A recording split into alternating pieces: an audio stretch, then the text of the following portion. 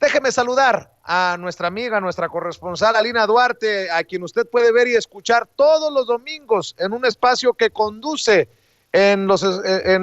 Sin Censura TV y Sin Censura Media, todos los domingos de 1 a 2 de la tarde. Mi querida Alina, buenas noches, adelante con el reporte. Hola, ¿qué tal, Vicente? Muy buenas noches, saludos a ti, al auditorio, al equipo de Sin Censura. Y pues bueno, hoy les cuento más sobre Estados Unidos y es que hay un gran tema sobre la mesa que nos compete también como mexicanos, como mexicanas, a la comunidad migrante en general también que nos sigue a través de las redes sociales, la comunidad migrante en Estados Unidos. Y es que durante las últimas semanas se ha registrado un incremento en la llegada, sobre todo, no solamente de migrantes a la frontera México-Estados Unidos, sino sobre todo la preocupación estriba en la llegada de niños y niñas migrantes no acompañados. Las cifras llegan a variar, incluso, por ejemplo, el New York Times habla de 3,250 niños detenidos ahora en estas prisiones que definitivamente no están acondicionadas para la llegada de niños, son básicamente prisiones para adultos, y de estos 3,250 en realidad CBS, esta cadena CBS News, habla de 4,200 los niños detenidos hasta el pasado día domingo, es decir, son cifras bastante complicadas. Sin embargo, bueno, ahora la administración de Biden es curioso porque movilizó a esta agencia de emergencias, FEMA por sus siglas en inglés, ante la llegada masiva de niños migrantes a la frontera. Sin embargo, a pesar de este tipo de medidas, llama la atención la manera en que considera este tipo de, ya no dice crisis como la administración de Donald Trump, no habla de una situación difícil, de un reto. Sin embargo, también cambia, ¿no? Esta narrativa, lo cual es importante también dejar ver. Él dice que las deportaciones continúan para proteger de forma efectiva la seguridad y la salud de los migrantes y nuestras comunidades, razón por la cual los individuos en la frontera siguen siendo rechazados y devueltos. La política, lamentablemente, de deportaciones continúa sumada a esta pandemia que ha recrudecido la situación en estos centros de detención, que se ha negado en múltiples ocasiones a poner en libertad. Continúan las deportaciones, la detención de los menores e incluso por ley tendrían los menores que estar no más de 72 horas en estos centros de detención. Sin embargo, no se dan abasto, así lo manifiestan las autoridades, sin hablar realmente con la precisión que requiere el saber de cifras precisas, de una situación precisa, no lo hablan así, y entonces continúa esta situación de los niños migrantes, que durante la administración de Donald Trump, recordemos, fue un gran escándalo, y también eso hay que decirlo, los medios de comunicación corporativos, sobre todo, ahora han cambiado también esto, ¿no? Dan más apertura a una política de deportaciones, pero no la critican igual que como la criticaban con Donald Trump. Esto es solamente de los niños migrantes. Sin embargo, también hay que apuntar, Vicente, que el Washington Post hablaba de que el mes pasado, simplemente en el mes de febrero, la patrulla fronteriza detuvo a cerca de 100,000 migrantes en la frontera México-Estados Unidos, mientras en lo que va de marzo van más de 130,000. Es una situación bastante complicada, pero que también hay que entenderla, y con esto cierro, no solamente con un problema que comienza en la frontera de Estados Unidos con México, sino también incluso del mismo rol que tiene Estados Unidos en nuestros países,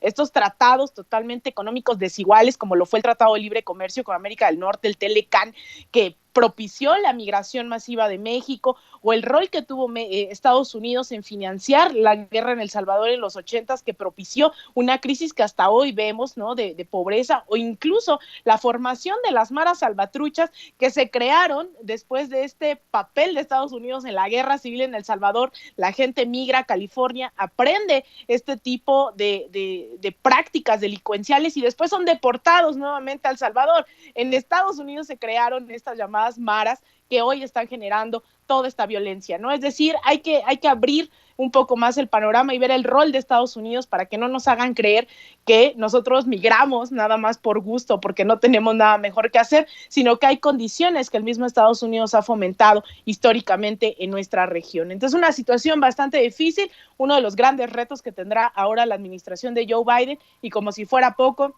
el día de hoy se le preguntó a Biden si acudiría a la frontera y dijo que no por el momento. Entonces vamos a ver cómo lo maneja, si realmente el administrar recursos sea suficiente, pero que eso sí, sabemos, continúan las detenciones de menores, continúan las deportaciones, entonces de fondo también mucho no ha cambiado, Vicente. Esto es importante lo que mencionas, lo que respondió a una pregunta de un periodista de si planea visitar próximamente la frontera con México, este breve intercambio antes de subir al helicóptero para viajar a Pensilvania. El no por ahora refleja también que la frontera, que la crisis migratoria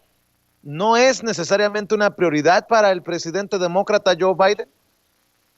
Totalmente, ¿no? Yo diría que, por ejemplo, ahora que se sube a este helicóptero que va de viaje a Pensilvania y a Georgia, es más importante mostrar este logro de redistribución, ¿no? De aportes económicos en medio de una pandemia, que realmente la situación de migrantes, que como lo menciono, no tiene que ver nada más con que los migrantes estén saliendo de sus hogares, dejando su familia, dejando todo lo que tienen y empacando en una maleta sus sueños, su futuro, ¿no? Estas necesidades económicas, estas necesidades de ver un progreso dentro de sus familias. O sea, también la política en América Latina de Estados Unidos tiene que ver con esta migración y que no se hagan responsables de ello, incluso del golpe de Estado en Honduras, a pesar de que tiene más de 10 años de este golpe de Estado impulsado por el mismo Estados Unidos en ese momento con Hillary Clinton como al mando del Departamento de Estado, con esta relación delincuencial con un presidente como Juan Orlando Hernández, que digamos hay que ser muy ingenuos como para creer que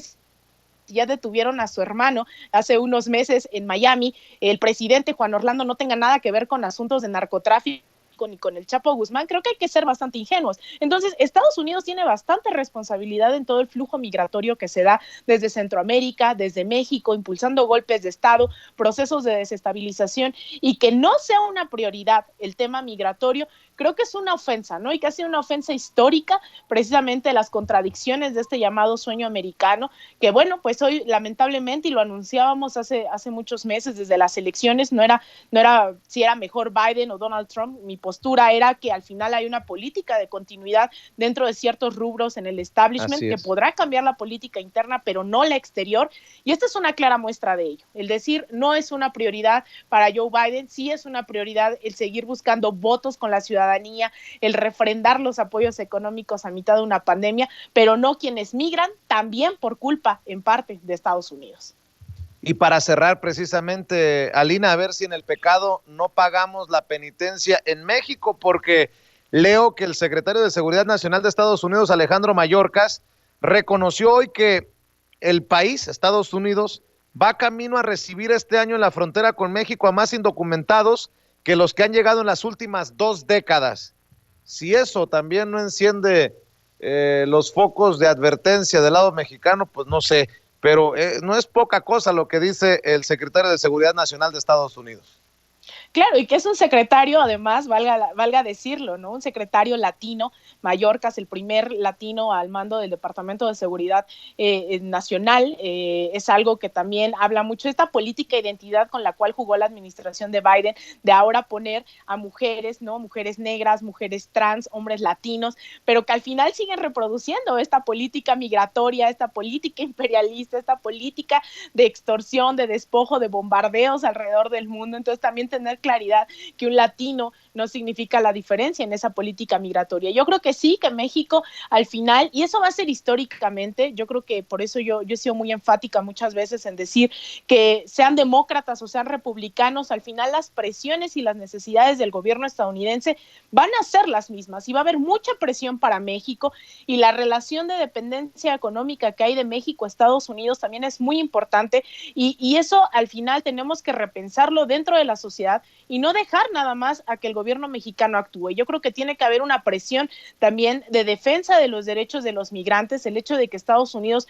esté presionando al gobierno mexicano no tiene que fomentar la xenofobia dentro de nuestro país. Tenemos que ser solidarios también con la comunidad migrante. Tenemos que pensar en cómo combatir ese racismo que también está anclado en México, que tanto hablamos que hay en Estados Unidos, pero que en México también se trata muy mal a la comunidad migrante. Entonces, saber que hay una presión ahí latente y que nosotros tenemos también como sociedad que trabajar en ello, que tenemos que disminuir esas presiones de alguna manera, y hay muchísimos albergues a los cuales se puede apoyar, no nada más dejarlo como una política pública, pero yo no descarto que México tendrá que tomar acciones por la presión de Estados Unidos.